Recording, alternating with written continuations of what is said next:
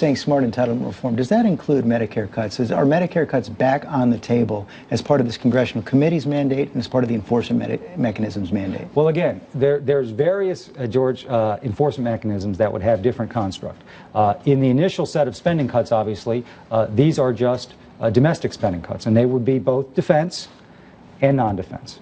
The committee's charge then, before we get the enforcement mechanism, will be how do you fill in the rest of the details. The truth is we will have cut a lot of domestic spending, so there's not going to be much more room there. That drives you to Medicare and Medicaid, perhaps Social Security. And tax reform.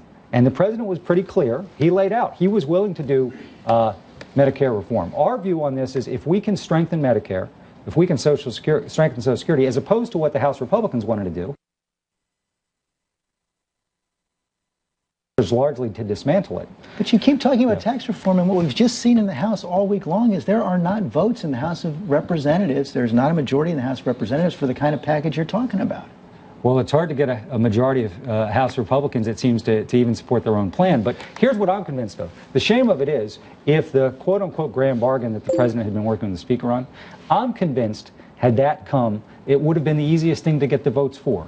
Because it would have been deficit reduction on such a grand scale that even though there was component parts in it that are really tough political votes, people would have been willing to accept it. Well, now we're going to do it in 2 stages, but ultimately we need the same outcome, which is we need significant deficit reduction, $3–4 trillion over 10 years, really begin to reduce the deficit in the years after that, and it's got to be done in a balanced way.